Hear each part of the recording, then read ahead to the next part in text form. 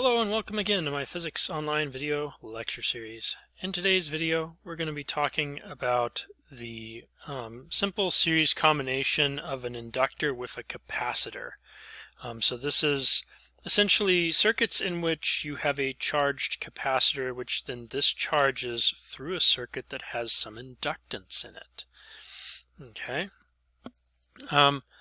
Our focus in this video specifically is on the loop rules and the resulting kind of like equations that come from them. But think of this as being a circuit in which you have a setup that looks like this. You've got a capacitor of some sort, and then there exists an inductor. We're going to make this kind of an ideal circuit, which means that basically there's no resistance to dissipate energy through.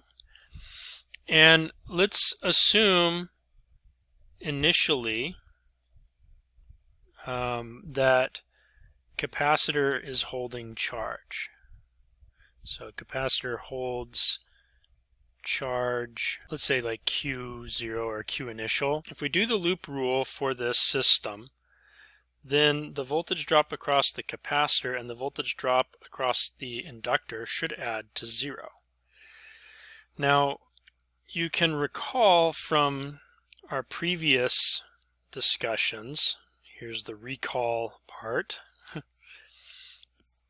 that to get the voltage drop for the capacitor, you can use basically the charge stored divided by the capacitance, and for the inductor you're basically using the EMF, the induced EMF, and so that ends up looking like negative L times the rate change of current over time.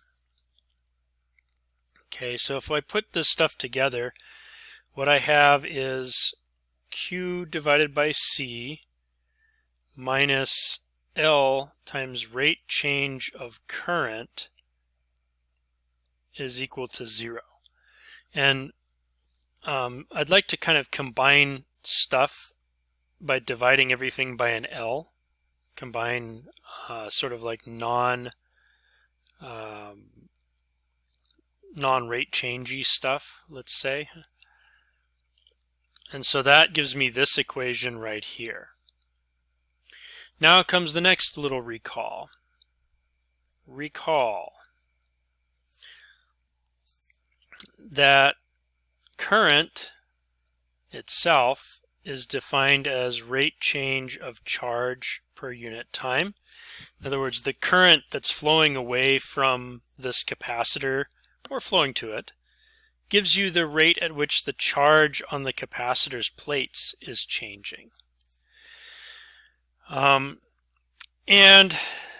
so basically what this implies is that the rate change of current is in some sense rate at which rate change of current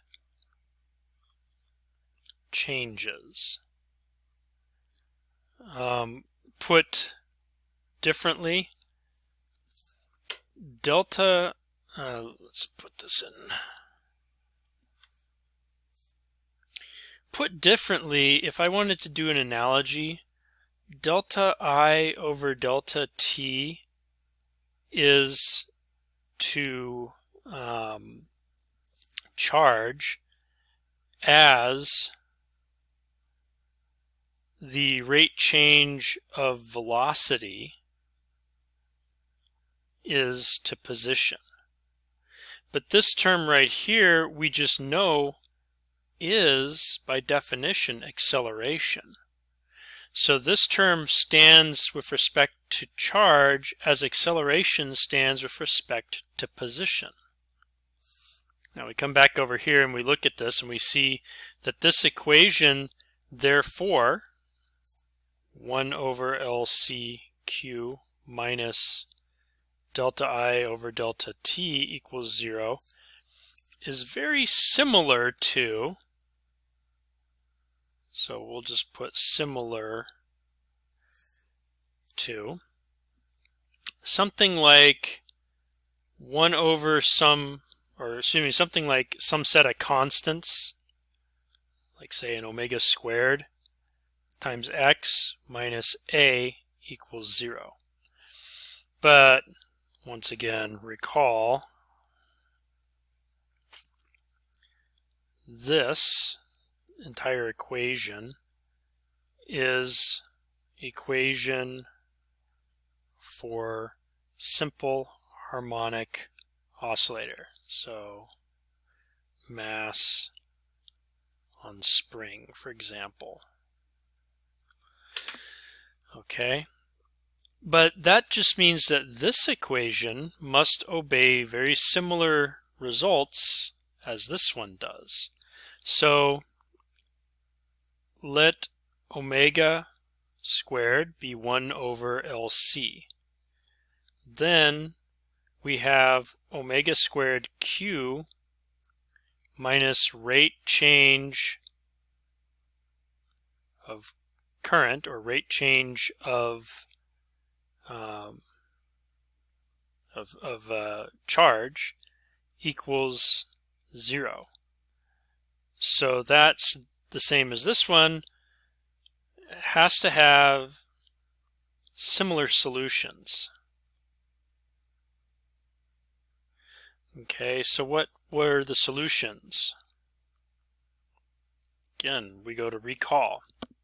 When we had the equation omega squared x minus a equals 0, the implication was that x looked like some maximum, x max, times cosine omega t plus maybe some phase factor. So we'll throw in a little phi naught phase. So phase. And again, in this thing's case, because we set it up to have initial charge Q0, if Q0 is Q max, then this is 0. So put differently, phi 0 equals 0 if x0 equals x max. Okay. The other parts of this were that the velocity was given by negative omega x max times sine omega t plus phi, and the acceleration was negative omega squared x max times cosine omega t plus phi 0. Okay, so that was those two terms. All right, the implication of all this is that we can now solve for charge. We expect for Q to equal Q max times cosine omega t plus phi 0. We expect the rate change of the charge, the current, in other words, to look like omega times Q max times sine, or times negative sine as the case may be. So, negative omega Q max sine omega t plus phi naught. And we don't really care about the rate at which this is changing after this point, but for what it's worth, delta I over delta t would become negative omega squared Q max times the cosine omega t plus phi naught, where phi naught equals 0 if Q naught equals Q max, and omega squared is 1 over LC.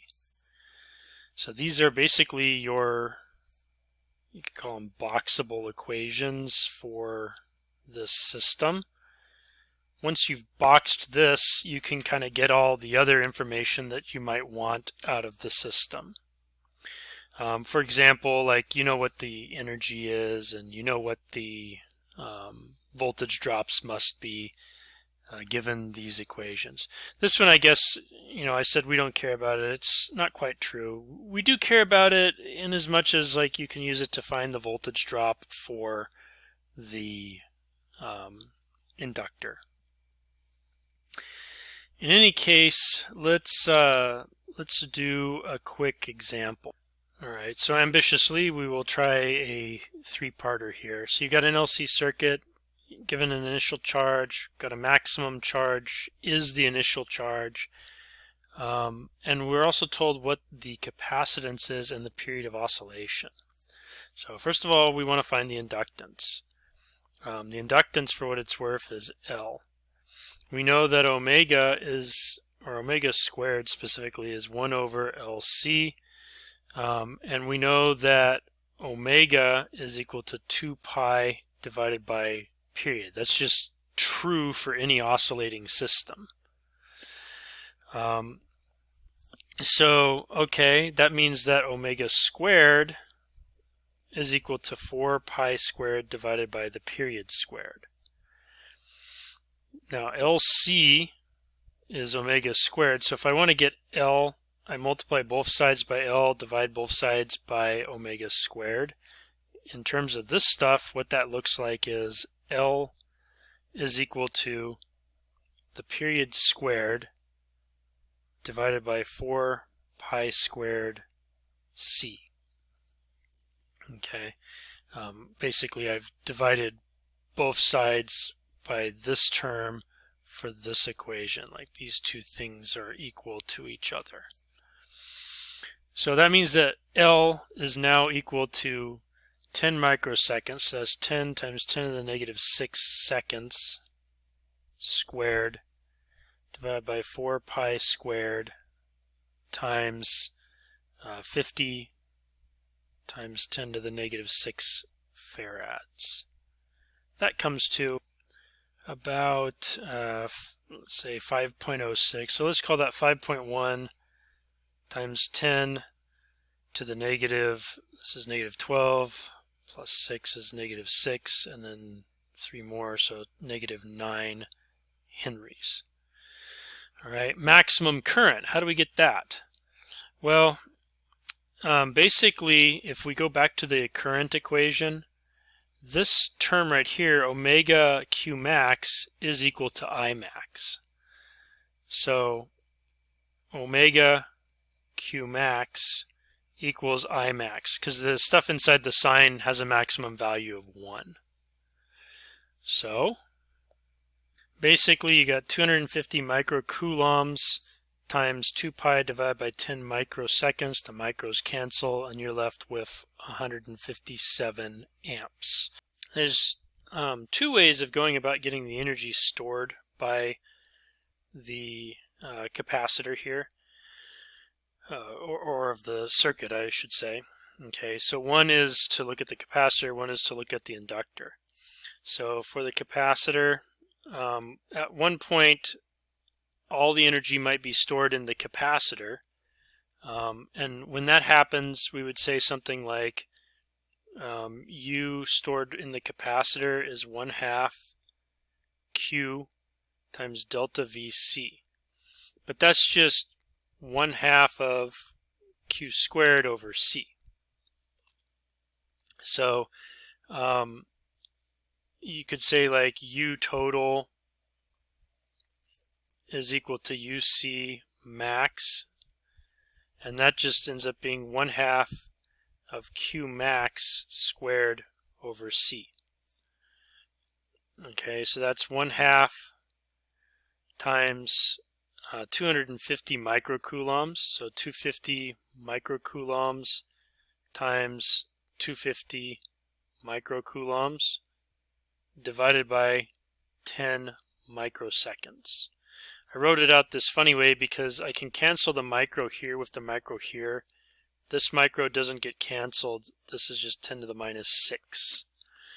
Okay, so if I plug all these into the calculator, what I end up getting is a total of 625 times essentially like coulombs times microcoulombs per second, which is equivalent to microjoules. Or if you prefer to do the unit conversion, 6.25 times 10 to the negative 4 joules. You could also do it via the inductor. So via the inductor, you would do like U sub L is 1/2 L I squared.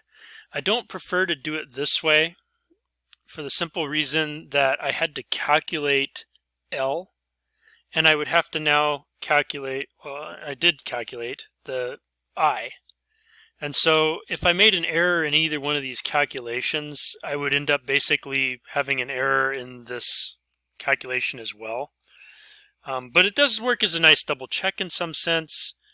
So you have 1/2 L, that was 5.1 times 10 to the minus 9. We did do some rounding, it was like 5.06. But I believe the 5.1 times 10 to the minus 9 henries. And then I, the current, if we use the maximum current, is 157 amps. So 157 amps, and we got to square that number. So we're kind of, again, using U total is UL max equals 1/2 L I max squared, which is these numbers. If we go ahead and calculate, with all the rounding we've done, we're going to get a slightly different answer, but it will come out to 6.29 times 10 to the minus 4 joules. Almost exactly the same answer within, less than 1%, easily within round-off error of our original answer. So that's how you go about these calculations. Are there any others that we could do with this? I guess you could do energy density. But to do that, you'd have to do some further work on figuring out like what is the magnetic field stored by, or what is the electric field stored by these two devices. So we need maybe a little bit more information than what's been given, like an area or a volume, something like that. But I think this is pretty good for a short example. So I think we'll stop with that for this quick lecture. Hopefully you learned something from it, and thanks for watching.